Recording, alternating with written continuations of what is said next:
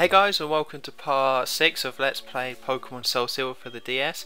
In the last part we started saving the poor innocent Slowpoke from the evil Team Rocket. Well, they are evil like I already went over, so all we have to do in this place now is take on the leader. It's not Giovanni, no.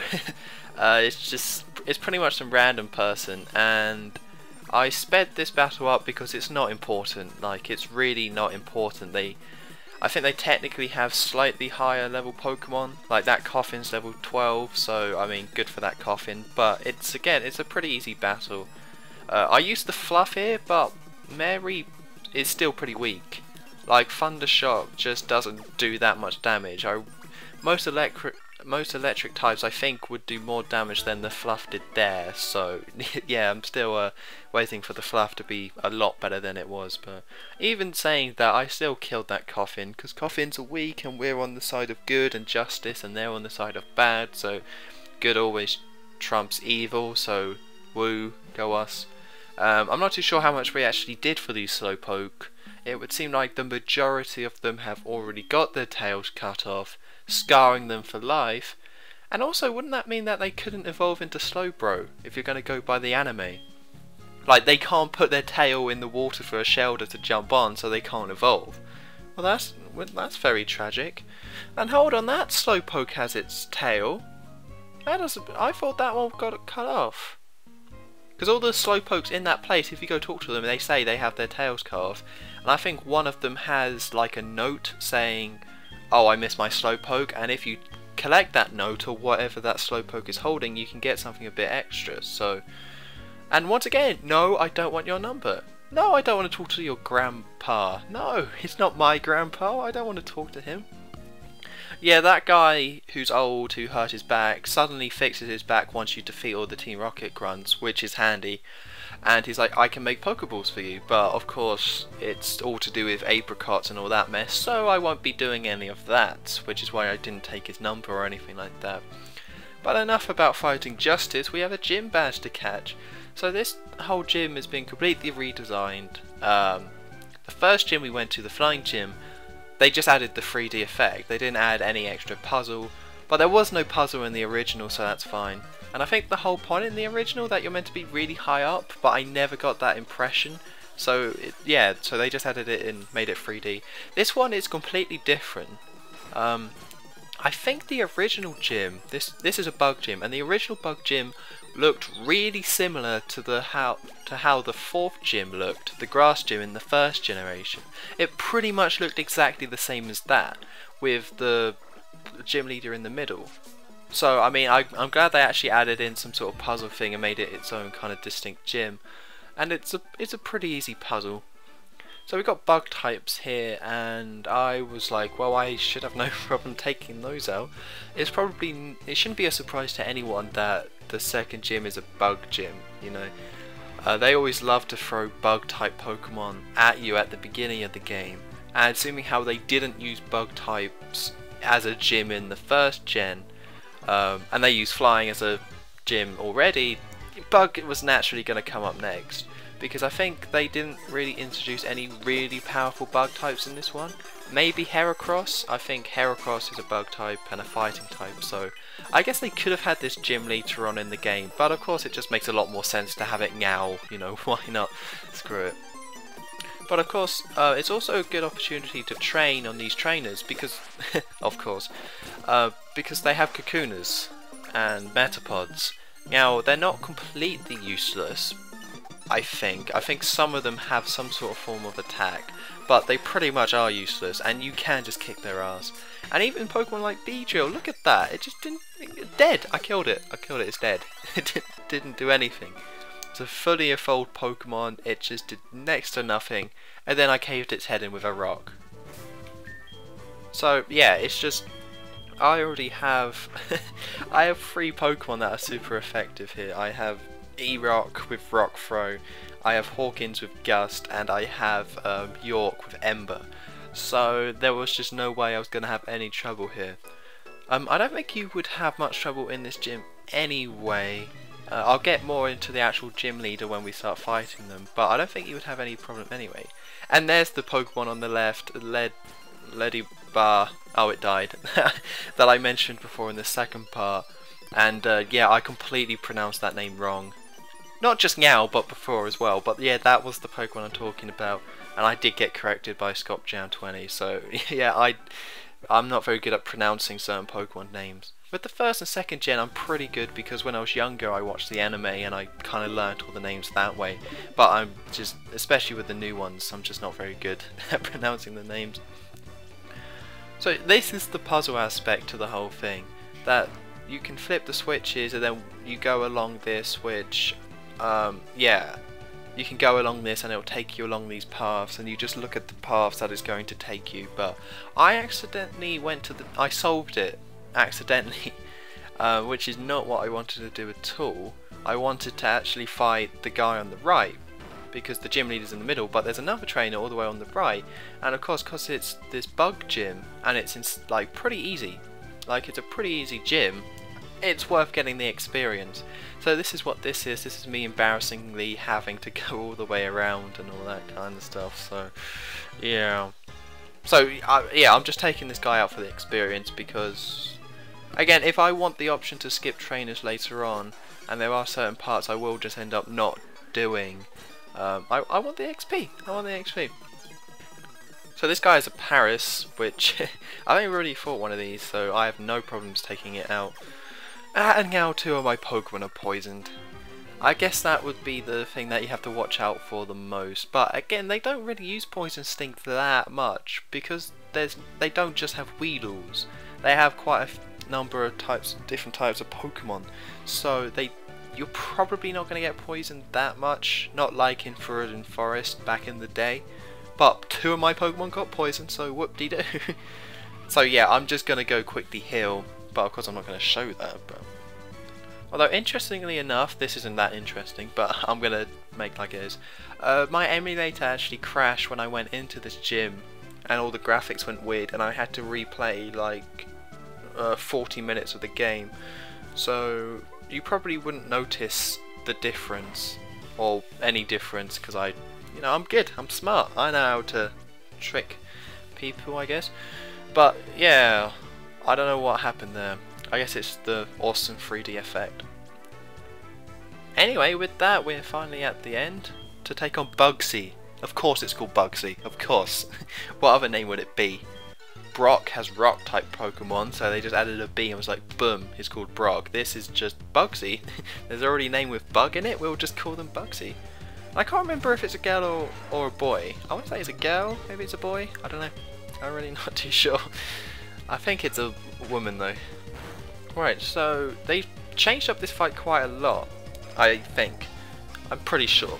I don't know if it's based off the Crystal fight or the Gold and Silver fight, but this Cypher is your main problem. And I didn't realise that she was going to send out her Cypher first. Either way, Hawkins was a good choice to send out, but yeah, this Cypher's level 17, which might not sound that high, but it really can mess you up. It's really strong Pokemon. Pretty much you just have to do damage to it. You just have to have something that's super effective against it because, as you can see there, it knows Quick Attack and it has pretty high attack. So it's just gonna hit you. You're not gonna be able to outspeed it unless you have a really speedy Pokemon. Like Pidgeys or Hawkins are pretty quick Pokemon and couldn't outspeed it at all. I don't think he even got close. So it really is a case of having something that's super effective against bug Pokemon, or just say using Smoke Screen or Sand Attack so it misses you, because you're not going to be able to keep on taking hits. Of course, I also could have just sent out E-Rock, that probably could have took the hits, and used Rock Throw. That was probably my best chance of beating this guy. Because also, again, yeah, this Cypher's just really tough. And it's kind of good that they send it out first, because you can just take it down. Yeah, so you can down. Because in the original, it was that was his last Pokemon, or she, and it would just mess you up once you got to it. You would get to the Cypher, and then it would just take hit and just kill you. See, look at this. The Cypher took out 2 of my Pokemon. Took out Hawkins and York. So I was like, well, the fluff's going out.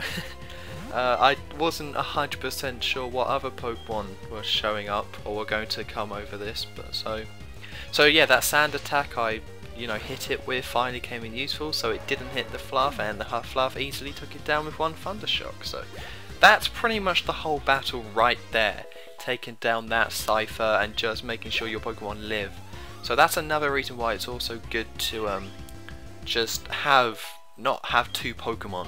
You want at least 3, because you need to be able to take hits in this fight, and also another fight that's coming up.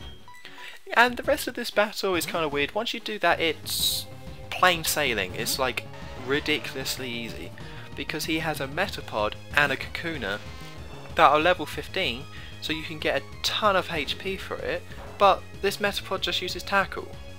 Now, of course, he's hitting E-Rock, and E-Rock can easily take the hits, or the physical normal attacks, but I don't think it would do that much to just a normal Pokemon, really. I don't think Metapods are that strong, or have that high attack, so this is pretty much free XP, really.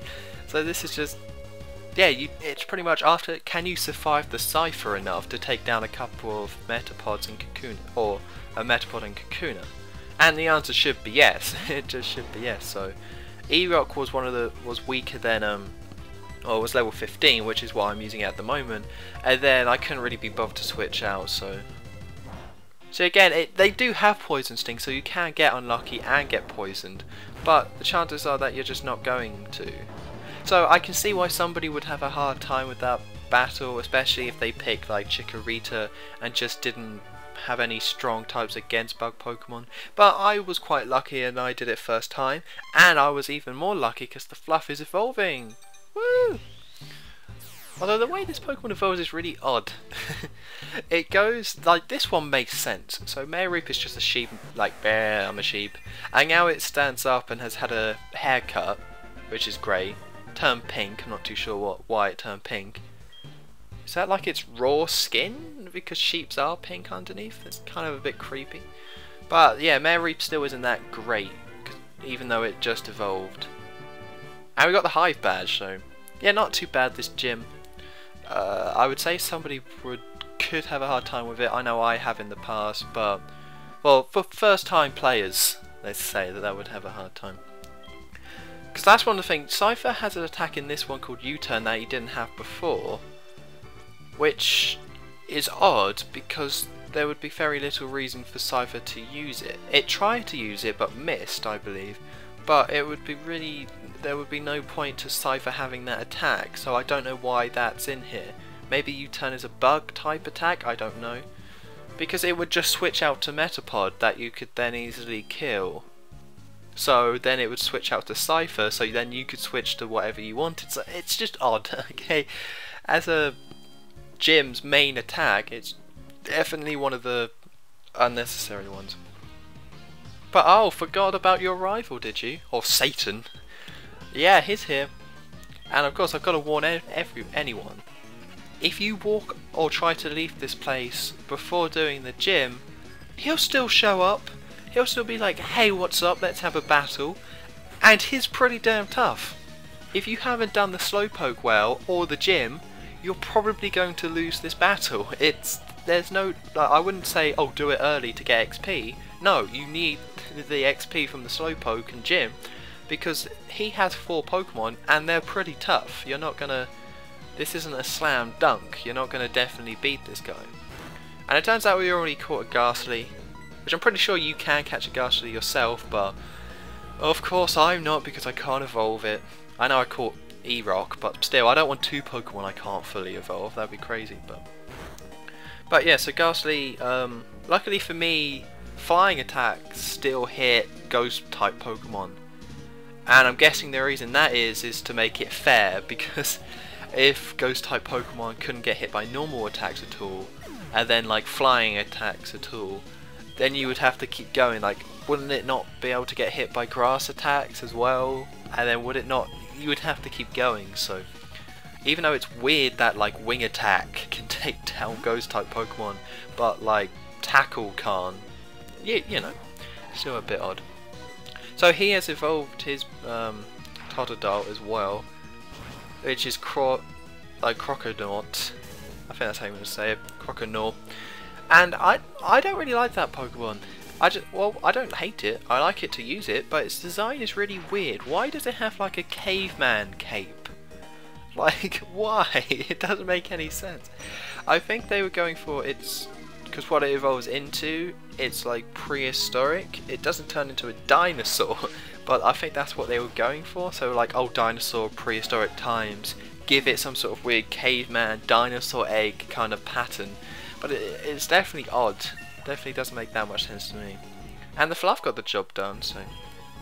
But yeah, because I have 4 Pokemon and they all have different types, so at this point in the game there's not going to be that many Pokemon that I can't do much to. Like, or not that much to. I shouldn't have that many problems. It's why I like to go for the 4. If you have 3 Pokemon at this stage, they could throw out a Pokemon at you that you could just like not like have a lot of trouble with. So yes, he has caught a lot of Pokemon since the last time, and this is pretty much all setting up for his like final squad. Because this battle isn't too bad as long as you do it at the right time. But he gets a lot tougher, this guy. This guy is probably one of the harder rivals to fight off because he actually just legitly has good Pokemon. It's crazy, I know. He just legitly has good ones. And bloody Zubat makes me confused. But luckily for me, York, he's a pretty cool guy. Just snapped out of it. And I guess it is kind of nice that Cyndaquil evolves early because, you know, York is now his 2nd evolution, which did kind of help out in the end. So he's like, "Arr, my Pokemon, what? They couldn't do the job." And he hates the weak as well, which sounds a bit like a bully, and I don't care for that very much. With Pokemon, you're going to be kind to everyone, apparently. I don't know. So yeah, that's the end of this part. So next time in Let's Play Pokemon SoulSilver for the DS. I don't know why I mentioned the console. I guess that's because of Twilight Princess. But yeah, next time we will head towards the next city and go through a spooky forest. So I've been Unstorm23. Don't forget to like, comment and subscribe, and I will see you for the next part.